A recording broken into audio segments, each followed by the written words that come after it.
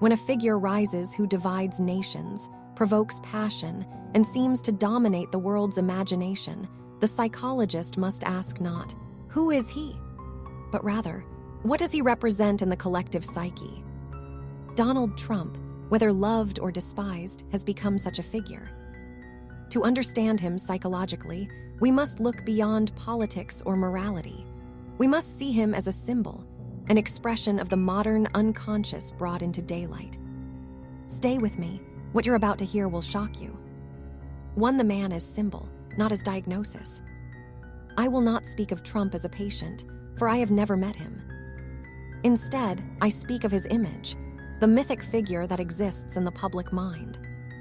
Every society produces personalities who embody its hidden drives. Trump has become one of these mirrors. He is not merely an individual, he is an archetypal event. And to see him, this way frees us from judgment and leads us into understanding. Ask yourself, why does this man stir such emotion, admiration in some, rage in others? The answer lies not in policy, but in projection.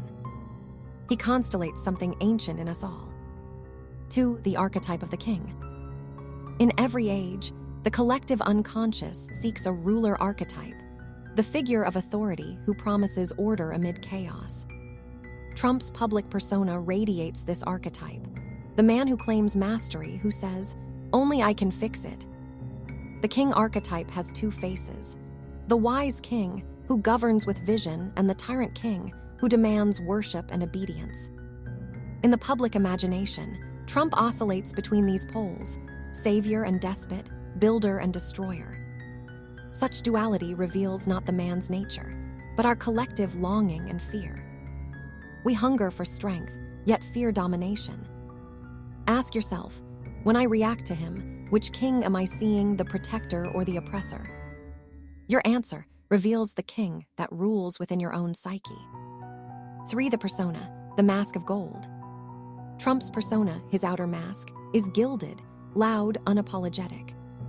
He adorns himself with the symbols of success, towers, wealth, the language of winning. In Jungian terms, this is an inflated persona, a mask built to command attention and defend vulnerability. The more fragile the inner self, the stronger the mask must be. But the fascinating part is not that Trump wears such a mask. Many do. It is that the world responds to it so powerfully. He displays the idealized ego of our culture, the triumph of visibility over depth, of assertion over reflection.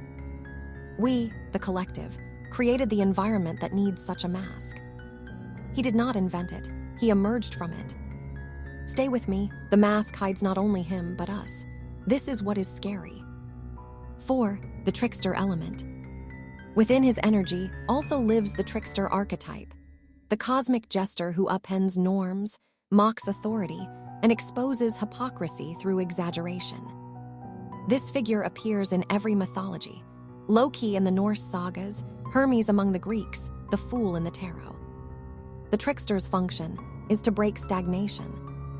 He enters when institutions grow rigid, when truth is buried beneath convention. Through shock and chaos, he forces change.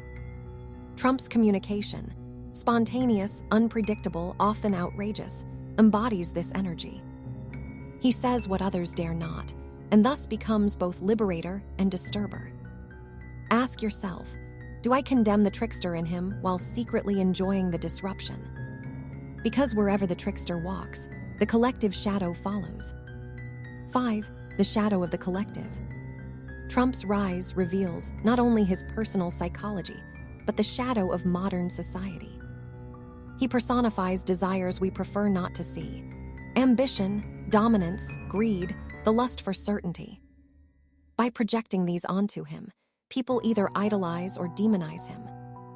He becomes the vessel for our disowned qualities. The progressive may say, he is everything wrong with us, while the admirer may say, he is everything we are not allowed to be. Both statements expose projection. Ask yourself, which part of myself do I see when I look at him? The part I admire or the part I fear? The answer tells you which side of your shadow still waits for integration. 6. the child and the father complex. Psychologically, Trump's style evokes a childlike defiance, spontaneous, emotional, unwilling to submit. This connects with the archetype of the eternal child, which can inspire creativity and renewal, yet resists maturity. At the same time, he embodies the father complex, the commanding patriarch who insists on loyalty. Together, these archetypes create a paradox, a child demanding to be the father of all. In the collective psyche, this reflects a world both craving and rebelling against authority. We long for a parent to protect us, yet we rage when told what to do. Ask yourself, how do I relate to authority, within and without? Do I seek the strong father, or do I fight him endlessly? 7. The magnetism of the narcissistic pattern. Modern culture rewards self-promotion, and Trump's charisma springs from what psychology calls narcissistic energy, the conviction of one's own importance. But narcissism, in its essence, is not evil. It is the search for reflection. The narcissist says unconsciously, "See me, confirm that I exist." And the crowd replies, "You are magnificent," until they tire of the mirror and turn away. This dance of admiration and resentment is collective. It reveals how deeply our civilization worships visibility while starving for authenticity. Ask yourself, where do I seek validation instead of connection? We all live in this mirror hall. He simply reflects it larger. 8. The collective dream. Every era dreams through its leaders. The figure of Trump has become such a dream figure, a projection screen for humanity's anxiety about change, identity, and truth. He embodies the instinctual psyche reclaiming ground from the overly rational. Where logic once ruled, emotion now dominates. He speaks not to the intellect, but to the gut. Whether one supports or opposes him, the emotional charge reveals the same fact.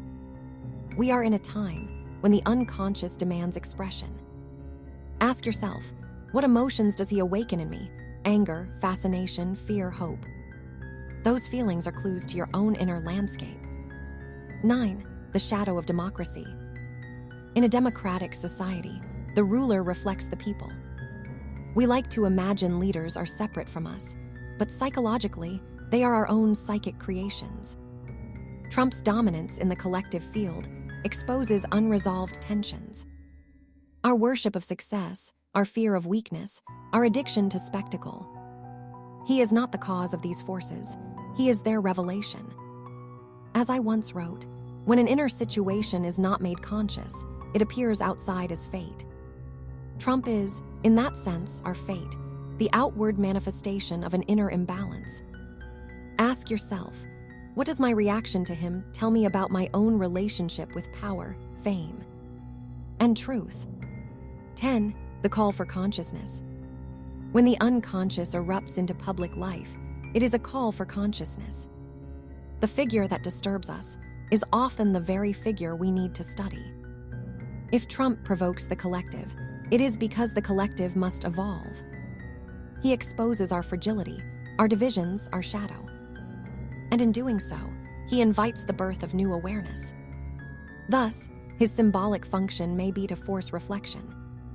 Through the shock of his presence, we confront what we have ignored, our craving for spectacle, our loss of meaning, our confusion of strength with wisdom. Ask yourself, what have I learned about myself from observing this phenomenon? That question transforms resentment into insight. 11. The archetype of the tower. In many myths, the king builds a tower, a structure of ambition reaching toward heaven. Trump Tower, rising from the skyline, stands as a literal and psychic symbol of that aspiration. The tower represents the ego's ascent, its desire to stand above all others. But towers also fall, not through malice, but through gravity. Every height demands balance. The psychological lesson is timeless. If we build too high without inner foundation, the unconscious will bring us down, not to destroy, but to remind us of our humanity. Ask yourself, what towers have I built of pride, image, or certainty? 12. The role of the enemy. For many, Trump has become the embodiment of the enemy. But the psyche requires an enemy to define itself. When the shadow is projected outward, the ego feels pure and safe. In this way, collective hatred can serve as a false purification. We cleanse ourselves by demonizing another. Yet psychologically, the enemy we condemn is always carrying something we need to integrate. Ask yourself, what strength or clarity does my so-called enemy possess that I lack? To withdraw projection is painful, but it is the beginning of maturity. 13. The lesson of polarity. The Trump phenomenon reveals the extreme polarization of our time: light versus dark, truth versus lies, progress versus regression. But these polarities are not new. They are eternal rhythms of psychic life. In alchemy, opposites must meet for transformation to occur. When fire meets water, steam arises, a symbol of transcendence. Thus, rather than choosing sides blindly, the task is to hold the tension consciously. Out of the friction of opposites, new meaning emerges. Ask yourself, can I contain conflict without hatred? Can I see in opposites the potential for synthesis? 14. The transformation of the image. No public figure remains static. The image of Trump will change as collective consciousness changes. In decades to come, historians will see not only a man, but a mirror, a reflection of how the human soul wrestled with power in the age of media. Our task is not to glorify or condemn, but to understand. For through understanding, the projections dissolve and the energy returns to the self. Ask yourself, what new awareness of power, leadership, and truth is emerging in me because of this era? 15. The inner Trump. Finally, I must say something perhaps uncomfortable. There is a Trump within you. The ego that wants to win. The voice that demands recognition. The child that refuses to bow. The builder who dreams of towers. To judge him without seeing these traits in yourself is hypocrisy. To recognize him within is humility. And humility opens the door to individuation, the becoming of a whole person. So I ask you directly, where in my life do I behave like the figure I condemn or adore? Only through such reflection can shadow become light. Closing reflections, from projection to integration. Donald Trump, as a symbol, forces us to confront the paradox of human nature. Our yearning for greatness and our fear of corruption, our craving for freedom and our need for order. He reveals the collective psyche in all its raw intensity, instinctual, emotional, divided. Whether he fades or endures, his psychological function has already served. He has made the unconscious visible. Our challenge is to integrate what he represents, to reclaim the energy we project onto him and use it for inner transformation. Stay with me one last moment. What we call Trump may be the world's way of shouting, wake up. Wake up to the archetypes you live unconsciously. Wake up to your own shadow and to the complexity of the human soul. Wake up to the fact that every light casts darkness, and every darkness hides light. In the end, this is not about a man. It is about the mirror he holds to all of us. When you can look into that mirror without hatred or worship, but with understanding, you will see not Donald Trump, but humanity itself. And perhaps behind that, the faint reflection of your own self. The ruler, the child, the trickster, and the sage united in one whole being. Thank you for listening and for daring to see beyond the man into the depths of the psyche that created him. Even I found this scary at first.